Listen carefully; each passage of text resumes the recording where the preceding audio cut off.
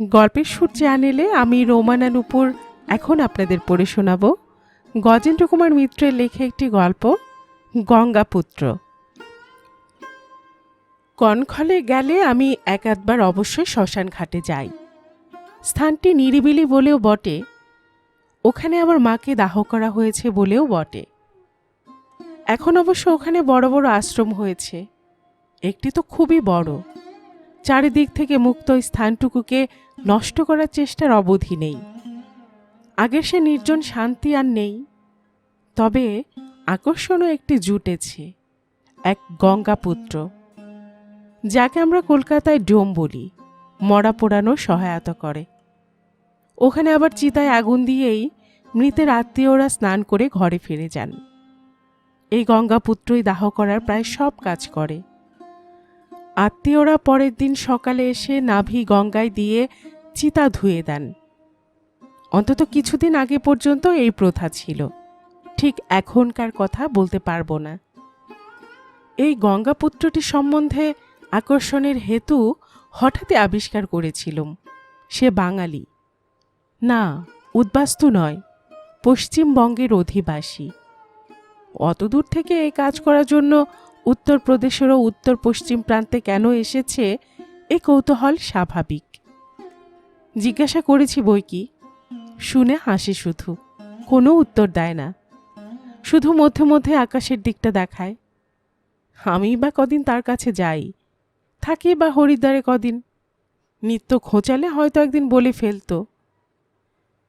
কিন্তু বছর ৫-৬ পরে একদিন হঠাৎ পরিচয়ের মতোই হঠাৎ আবিষ্কার করলুম সে শিক্ষিতও। একটু আধটু স্কুলে পড়া বিদ্যে নয়, রীতিমতোই শিক্ষিত। যে ইংরেজি শব্দ সে শুদ্ধভাবে উচ্চারণ করল, তাতেই সে কথা প্রমাণিত হলো। এতদিন কথাবার্তা তার জীবিকার উপযোগী ভাবেই বলতো, কিন্তু বহুদিনের অভ্যেস সহজে যায় না। একই লোকের সঙ্গে বেশি দিন কথা বলতে বলতে কোনোদিন না কোনোদিন সে অভ্যেস প্রকাশ পাবেই। তখনই ঘাটালুম না, কারণ অদূরে এক চিতা জ্বলছে, সেদিকে তার মনোযোগ দেওয়া দরকার। সেদিন সন্ধেবেলা এলুম একবার। সাধারণত সন্ধেবেলা ওদিকে যেতুম না, বেলা 4টে নাগাদ খুব জনবিরল থাকতো জায়গাটা বলে সেই সময়ে যেতুম। তবু আজ আবার এমন অসময়ে টর্চ হাতে এদিকে দেখেও খুব বিস্মিত হলো না, বরং ঈষৎ ভ্রু কুঁচকে এমনভাবে তাকালো যে মনে হলো বিকেলের বেফাস কথাটা সম্বন্ধে সেও সচেতন। এই আক্রমণটা প্রত্যাশাই করছিল। তখন ওর কোনো কাজ ছিল না, একটা চালাঘর ছিল ওর নিজের, কিন্তু রান্নাবান্না বড় একটা করতো না। কাছের হোটেল থেকে ভাত কিনে খেত, কিংবা পয়সা কম থাকলে সদাব্রত ব্যবসায়ীদের কাছ থেকে, যারা টাকায় 16খানা হিসেবে এখন 4খানায় ঠেকেছে, রুটি বিক্রি করে, যাতে ক্রেতারা কিনে সাধু ভোজন করাতে পারেন। সেই রুটি কিনে খায়। তবে নাকি ঘরে চাল ডাল থাকে, কোনোদিন কোনো টাকা পয়সা আমদানি না হলে চিতার কাঠি টেনে এনে ভাত রাঁধে। সে বেশ সহজ কণ্ঠেই বলল, আসুন বাবু, আজ ও ঘরটা খালি আছে, ওখানে বসার সুবিধে, এখানে কোথায় আর বসবেন, সাপ বিছে কত কি থাকতে পারে। বিছুট তো আছেই, মাটিতে কি জলের ধারে বসা নিরাপদ নয়? ও ঘরটা অর্থে শ্মশান যাত্রীদের বসার ঘর। তবে শ্মশান যাত্রী খুব কমই বসে। দূরান্তর থেকে এলে এবং সঙ্গে মেয়ে ছেলে থাকলে তারাই বসে। সন্ধ্যার সময় বেশিরভাগই বসেন সাধু ব্রহ্মচারীর দল। কেউ বা নীরবে বসে থাকেন গঙ্গার দিকে চেয়ে, কেউ বা শাস্ত্র সম্বন্ধে তর্ক জুড়ে দেন বা জ্ঞানার্থীদের উপদেশ দেন তারস্বরে, তাদের জ্ঞান দূরের বড় রাস্তা থেকে যাতে কিছু শ্রোতা আকর্ষণ করতে পারে, এই আশায়। কখনো কখনো এদের জ্ঞানের প্রচণ্ডতার ঠেলায় মৌনী সাধু মহাত্মারা বিরক্ত হয়ে উঠে গিয়ে গঙ্গা তীরে বসেন। বসলাম ঘরে গিয়ে, বসে ওকে বেঞ্চির পাশের জায়গাটা দেখাতে জিভ কাটল, বলল, তাই কি পারি, দিনরাত মরা ঘাটছি, আসলে তো ডোমই, বলে সামনের ধুলোবালির উপরই বসে পড়ল। তাই বলে আর কোনো ভনিতা করল না, বৃথা বাক্য ব্যয়ও না। বলল, আপনি আসবেন আবার তখনই বুঝেছিলাম। হঠাৎই শব্দটা মুখ দিয়ে বেড়ে যাবার সঙ্গে সঙ্গেই। তারপর সামান্য কিছুক্ষণ চুপ করে থেকে বলল, হ্যাঁ বাবু, আমি লেখাপড়া জানা লোক। জাতে ব্রাহ্মণ, দাক্ষিণাত্য বৈদিক, সোদপুরের কাছে ভোলায় বাড়ি। লেখাপড়া জানি বলতে পণ্ডিত নই, তবে কেমিস্ট্রিতে ফার্স্ট ক্লাস অনার্স নিয়ে বিএসসি পাশ করেছি। এটুকু পর্যন্ত আমার লেখাপড়া। এমএসসি পড়ার ইচ্ছে ছিল, কিন্তু হয়ে উঠল না। শৈশবে বাবা মারা গেছিলেন।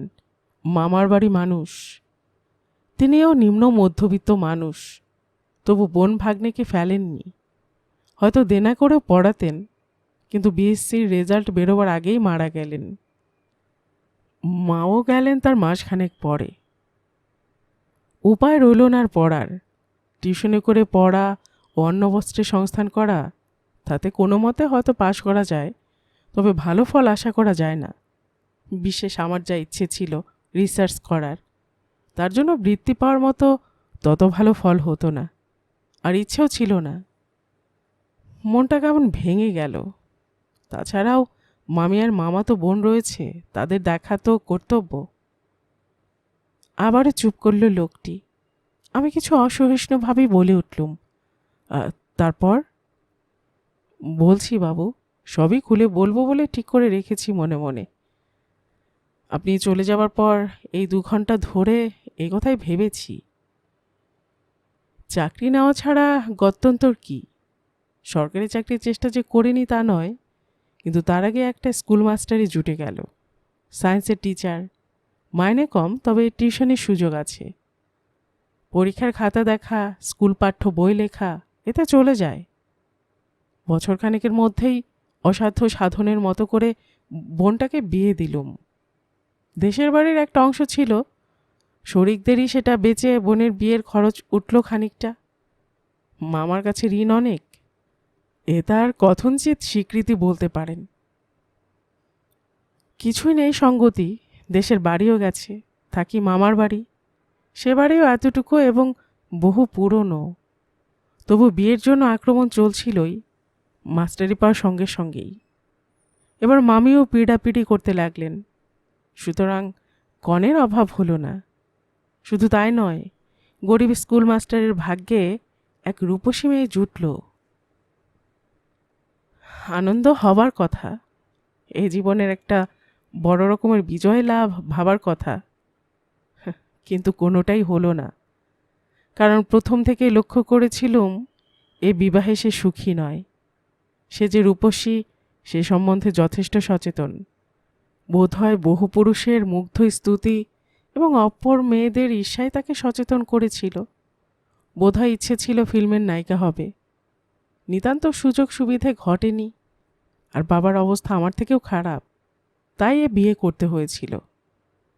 আশাভঙ্গের অসন্তোষ তার কথাবার্তায় কি আচরণে ঢাকা থাকতো না। তবু ঘর করতে হলো। 1 বছরের মধ্যে একটি ছেলেও হলো, হয়তো আরও হতো, তবে আমি আর বোঝা বাড়াতে চাইনি। অবশ্য তিনিও বিশেষ সুযোগ দিলেন না।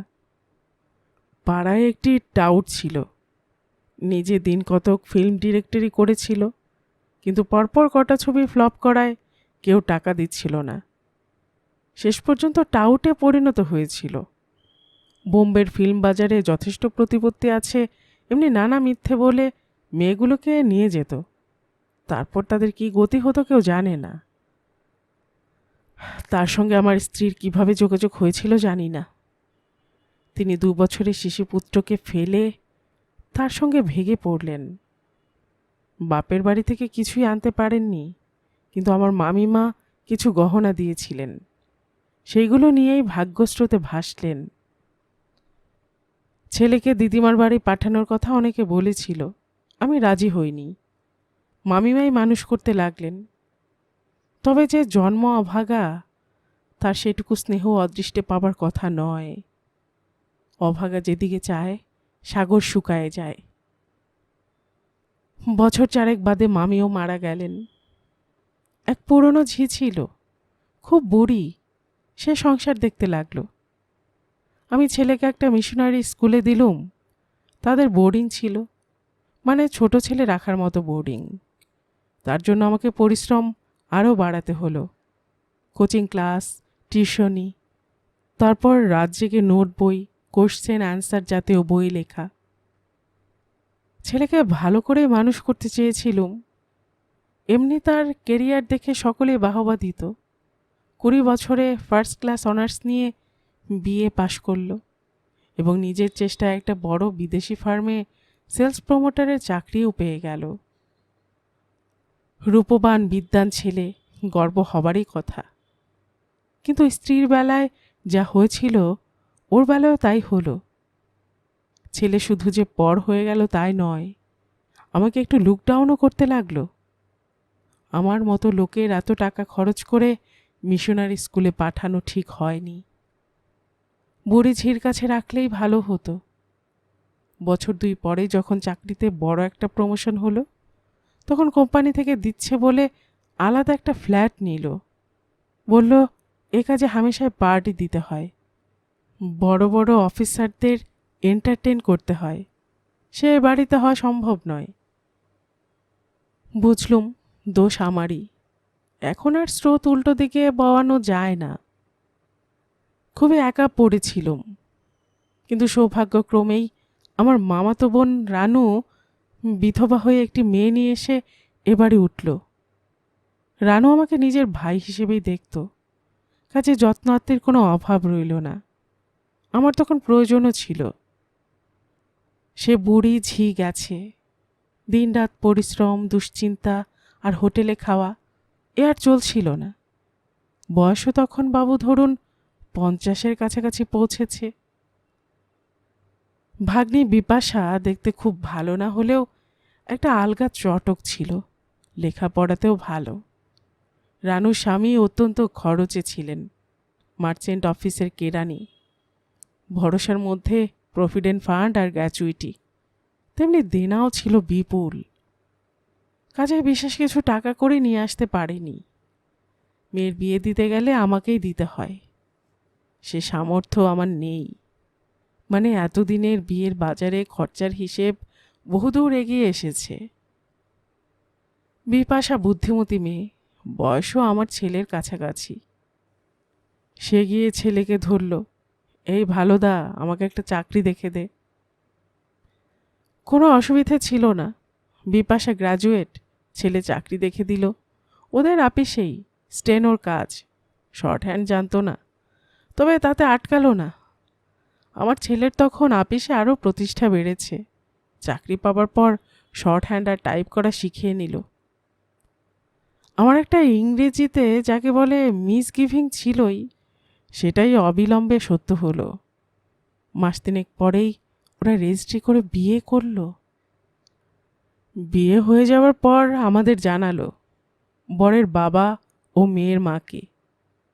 পার্টি দিল গ্র্যান্ড হোটেলে। বলা বাহুল্য কেউই যায়নি আমরা।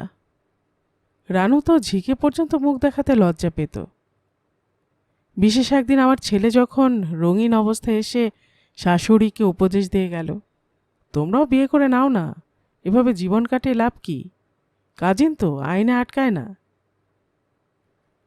তাও শুয়েছিলুম বাবু, বোনটার মুখ চেয়ে শুয়েছিলুম। অবশ্য বলবেন না শুয়ে আর উপায় কি? ছেলে কি ভাগ্নি কেউই তো তোমার এন্তেজার নয়। তারা স্বাধীন, টাকা আছে, তাদের আর কি করে শাসন করবে? তা আমিও জানতুম, তবু কিছু করার কথা তখন চিন্তাও করিনি। কিন্তু একদিন আমার মাছের রক্ত গরম হয়ে উঠল, সহ্যের সীমা ছাড়ালো। বিপাশা নিজে এসে হাজির হলো। না, সুখের বিন্দুমাত্র চিহ্ন তার মুখে ছিল না, বরং মনে হলো কাঁদতে কাঁদতে তার মুখটাই বিকৃত হয়ে গেছে। অমন রং কালি হয়ে গেছে, যেন ধুঁকছে। পায়ের কাছে আছড়ে পড়ে কেঁদে উঠল, যাকে বলে ঢুকরে কেঁদে ওঠা। ভাগ্যে তখন রানু ছিল না, ষষ্ঠীতলায় পুজো দিতে গেছিল। কি ব্যাপার রে? হ্যাঁ, চুপ কর চুপ কর, কি হয়েছে? কি অসুখ বিসুখর? জিজ্ঞাসা করি। ছেলের নামটা উচ্চারণ করতে ঘৃণা বোধ হতো। ক্রমে সবই শুনলুম। ছেলে, কি বলবো আপনাকে বাবু, পূর্ণ বিকারগ্রস্ত, একরকম পাগল বলতে পারেন হয়তো। এসব বইতে পড়ে থাকবেন, আমিও পড়েছি। প্রথম তো বুঝতে পারেনি বিপাশা, ক্রমে এই রোগটা দেখা দিল। প্রতি রাত্রে ওকে বেদম মারে, তবে তার তৃপ্তি। গা খুলে দেখালো সেসব, সর্বাঙ্গে নিষ্ঠুর কঠিন আঘাতের চিহ্ন। আমার কিন্তু মায়া বা দয়ার চেয়ে রাগটাই হলো বেশি প্রচণ্ড।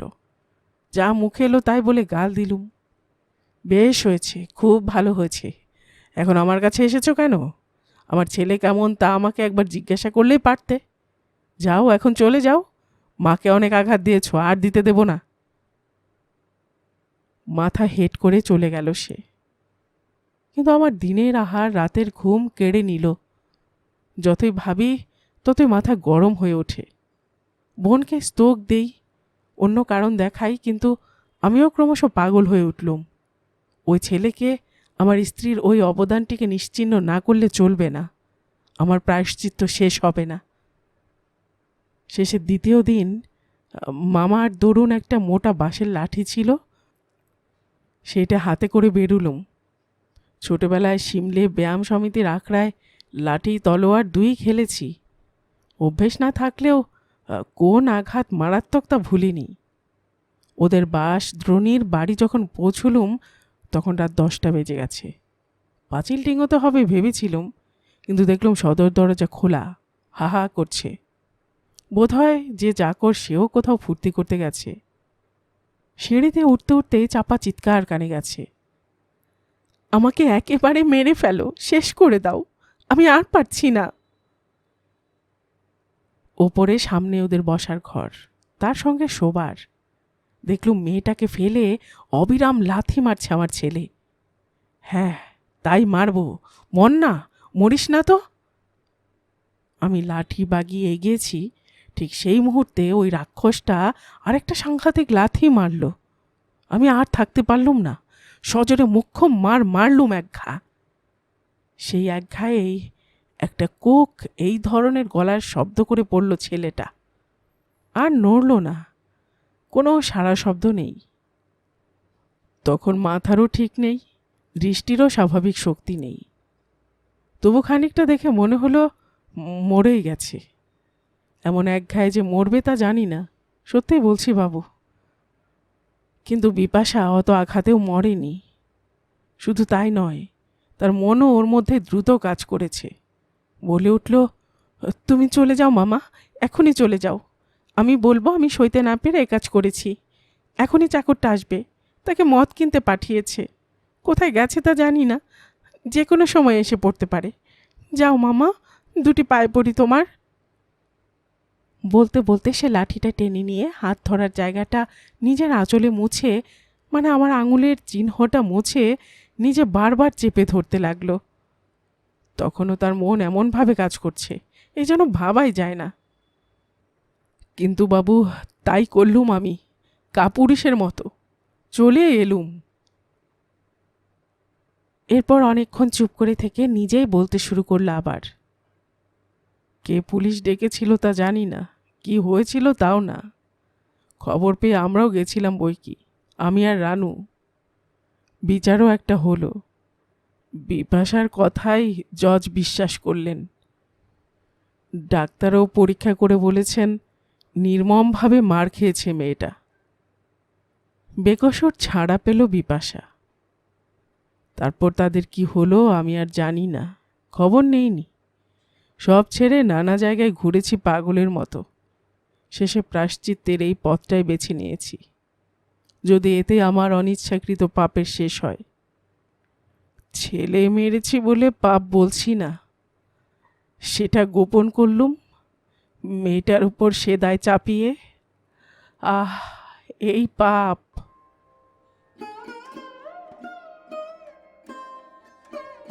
গল্পের সুর চ্যানেলে এতক্ষণ আপনারা শুনছিলেন গজেন্দ্র কুমার মিত্রের লেখা একটি গল্প, গঙ্গাপুত্র। আর এতক্ষণ আমি আপনাদের গল্প পড়ে শোনাচ্ছিলাম রোমানা নূপুর।